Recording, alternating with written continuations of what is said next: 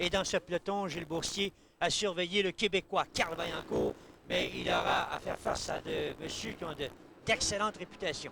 Oui, on trouve l'Américain, un des favoris, un ancien vainqueur ici d'ailleurs, Jim Hawley, le 28. Et il y a son coéquipier Arnaud Bernard aussi dans cette course. Un autre Américain, Tom Carson, qu'on a vu en VTT et qu'on a vu également en motocross. Sans oublier David Dehaene, un autre Américain, c'est le départ.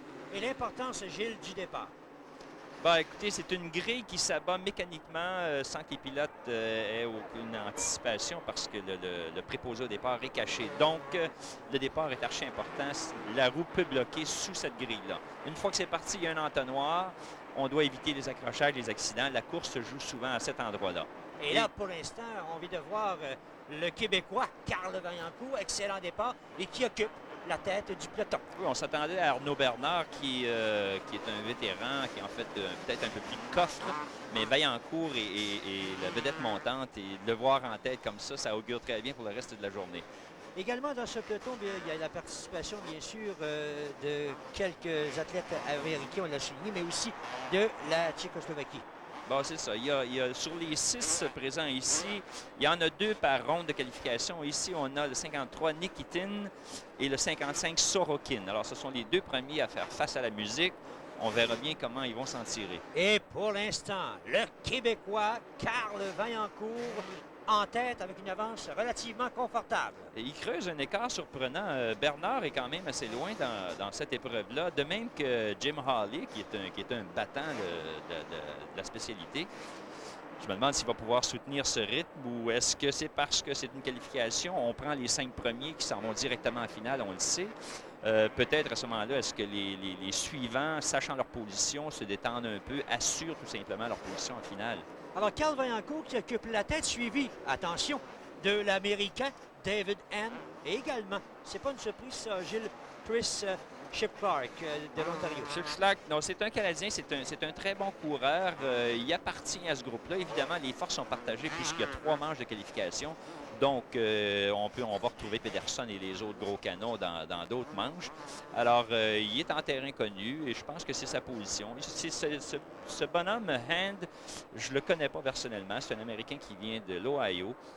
Semble très bien se débrouiller. Ça a l'air d'un type assez fort. Il va peut-être falloir compter avec lui en finale, Serge. Et pour l'instant, on ne voit pas l'Américain Jim Holloway, qui pourtant doit être considéré, Jim Holloway, pardon, doit être considéré comme un des favoris, puisque l'an dernier, il avait remporté une des 2 étapes du Super Motocross. Comme tu disais tantôt, les départs sont touchés, si on peut ainsi dire. Et il suffit qu'on rate un changement de vitesse, qu'on soit en mauvaise posture ou bloqué légèrement au premier virage en entonnoir pour se retrouver loin derrière. Mais Hawley étant très puissant, c'est un bonhomme qui remonte. Je ne le vois pas moi non plus, mais je suis certain qu'il est en quelque part dans le peloton. Et ces bonhommes-là ont une habilité à remonter l'adversaire sur une piste, comme le disait Ross Pedersen, qui a un tracé unique. C'est-à-dire qu'il y a une ligne. Et il faut savoir profiter. Ross me disait qu'on aborde le saut par l'intérieur du virage et quand on atterrit, quand on en ressort, on est à l'extérieur. Donc, tout le monde est déporté, tout le monde est projeté. Donc, il y a une ligne sur cette piste-là. Les dépassements ne sont pas aussi faciles qu'on pouvait l'imaginer. Mais pour l'instant, il y a un jeune Québécois qui tient en haleine les 58 908 spectateurs au stade olympique. Il s'agit de Carl Vaillancourt, bien en tête lors de cette première qualification. Et les gens lui font sentir, Serge. Ce bonhomme-là, c'est un jeune, un superbe athlète. Il est très grand. Il a d'ailleurs raté le match en Union soviétique puisqu'il était au Trophée des Nations en Allemagne avec Pedersen et Dick. Dommage pour nous, ça nous aurait fait une force supplémentaire. C'est Arnaud Bernard qui a gagné, on s'en souvient.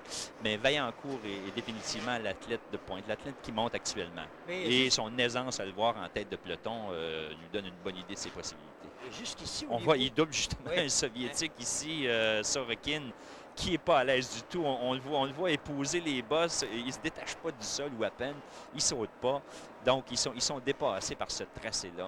Si on peut rappeler une anecdote, ils ont visionné un des vidéos du Super Motocross pour la première fois cette semaine. Et ils sont restés bouche bée pendant 2 minutes sans dire mot, les yeux écarquillés. Ils n'en croyaient pas leurs yeux parce que les Canadiens leur avaient raconté que ça sautait 20-30 pieds dans les airs.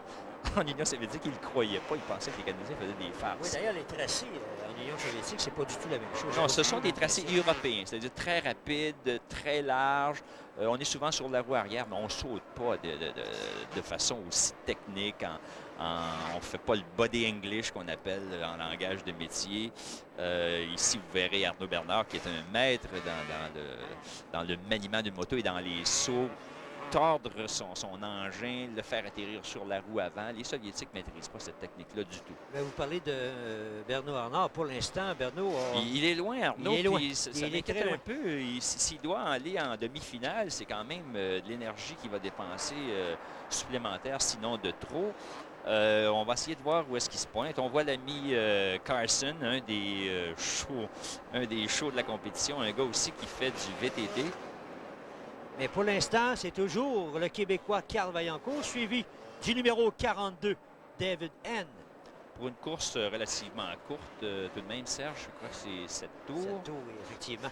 Alors, les 5 premiers, rappelons-le, vont passer à la finale, ce qui leur donne une soirée de travail assez aisée. Alors, ils vont regarder les compétitions, vont aller analyser le parcours, voir où ils se détériorent. Mais c'est peut-être le plus beau tracé de motocross, Serge, que j'ai vu depuis les 13 éditions.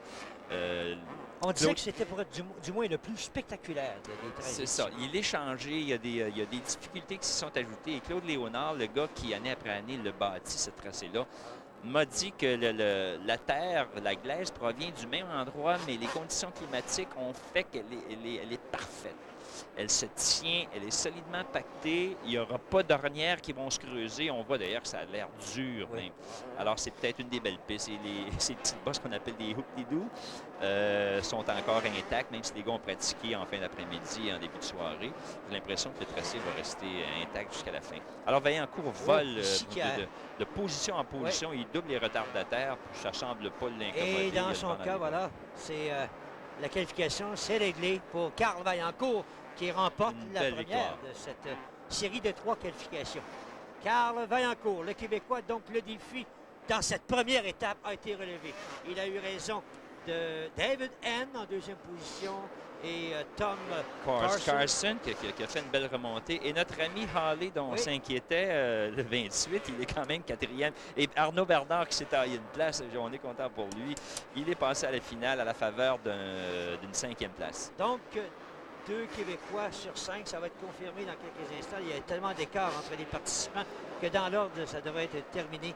On l'a déclaré vainqueur, Serge, mais il est seul. Il a une avance confortable, à moins d'une malchance. Là, tout ce que vous voyez à sa gauche, mécanique. c'est des participants qui ont été complètement délogés.